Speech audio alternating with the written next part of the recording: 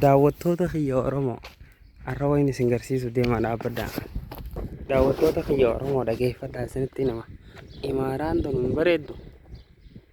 Imaaraan waan miskiinummaan na goote gaafaan tujjaareen irraa baasaa jetti yaa.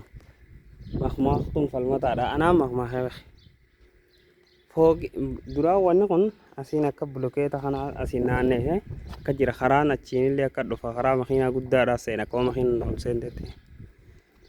As keessa coqorsa bareedaa tokko ture duraan. Amma qaallichi hin fedhu haaratti jadiida godhachuu fedha jeeti. Akka inni itti godhu hangarumaa boodumaan laala waan inni godhu bakki teentu maaliidha. Bitaan bakka bishaaniin na fakkaattee asiin na uratte. As akka cabse. Yoom kana bichiidha mee yaa daawwattoota keenya fooqii kan bareedu tana yaa osoo jaaladhee jeeti yaadaan inni fooqii tana cabsaan yoo isin jedhe kaasee keessa cabsuu deemu qabsaa isin garsiisan illeedha. Wallahi waan miskiinummaan na goote gaafaan tujjaararraa baasa.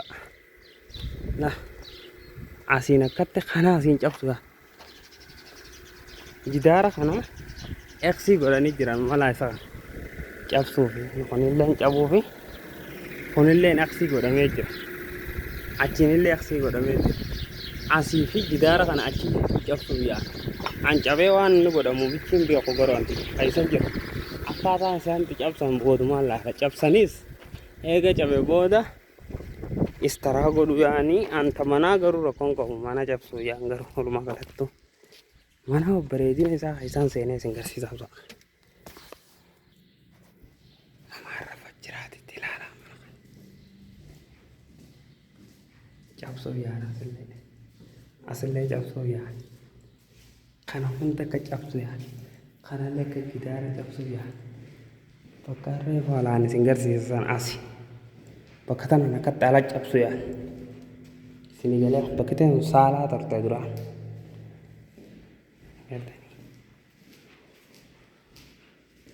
Kun matbaxa waan isaan godhan booda lallaqa inshaallah. Gaafa qabeenyi namarra kute kan nama cabsiisa gidaara hunda.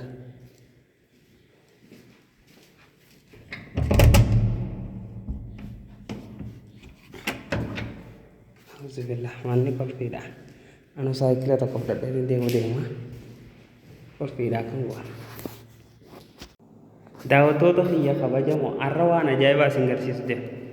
Mana kana manni kun imaaraa alaalillee isin garsiisa. Mana kana gidaara kana guutuu cabsu yaani laa ilaaha illallah ifaan qabsiisee isin garsiisa dhageeffadhaa. Qabeenya harkachuu fi qabeenya qabaachuu fi miskiinummaa fi tujjaarummaa waan namoonni godhan qabdee abbileeyyan kiyya. Mana akka bareedu kana cabsuu deemanii mee haruma laala. Amma bakka eegsii irra dhaatalla.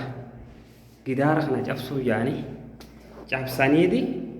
Ana kuma isaan godhu deeman hin beeku. Dikoora kana caalu akka isaan kaa'uu deemanii ani hin beeku. Annan gaafatina. Anka kana caalu yaani jechuun kanarra jabaa la kun amma eegsii itti dhaamee jira. Bilaa godhanii jiran jechuun. Taakkatti amma kan biraas kaa'u yaani akka isaan as kaa'uu deemanii hin beeku garuu. Kan amma xiyyaa tokko qollofee as keessa rafaa. Biraa kutee jidaara hunda cabsuuf deemanii akkaataa itti cabsanii tolchuu deeman ani hin beeku gizuma sanii isin garsiisa.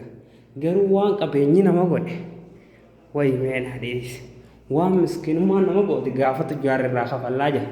Gaafa tujjaarummaa waan taajaarummaa nama goote gaafa miskiinaan irraa kafalanii jira. Saniifuu gidaara kana gaafa inni cabes gaafa dirgimte inshaa Allah waraabeetumaan waan isaan godhanillee isin agarsiisaa. Viidiyoodhaan manni jalqabne malee dhumni ganaadhaa isin hin jenna. Laamee dikoora akkatti tolu laa dikoora kana. Wallahi dikoora akkatti tolu kana anuu mana kana ittiin zannaxuu ture duraan. As keessa mana siree tokko ture duraan as sireen akka turte bakka saayikilaa kanaan akka gaddoo turte.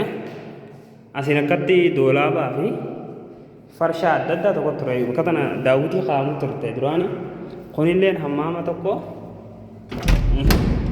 Kunilleen akkasumatti kun dubrii dhalaan arabaa raftu dubrii gizee dhufee takka asiin akka rafti sirrii tanaan akkatti siree takka keenyeeti duraani takkaas sireen asii turte takkaas asii nama adda adda ta'a asiin akkatti wanni ne gidaara kana jala asiin akkatti choo doolaabaa jira ture mukayyamni san garuu waan qabeenyi nama godhe meedhiisa viidiyoo tana garuu daqiiqaa lama waraabee taraa kana dhaallikitti isinii waraaba shaallah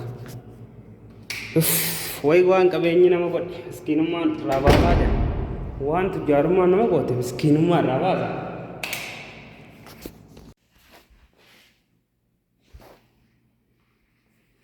Manni kun akkatti cabee duraan asiin ulaa takka asiin akkatti hanqaasitti ulaa takka bakteen tun duraan saalaa biraa takka turte asii oliin saalaadha asiin akkas saalaadha duraan asii gadiin bakka gartaa haaraa kana bakka miilaa kiyyaa kana gadiirraa habdee ilaachitti gurgurfaa tokko turte duraan gidaara kana hunda cabsan yoonta na wajji cabsine asiin maxbaqa ture kun immoo mana kana siree keessa jira ture duraan hedduu tokko tola duraan laa kun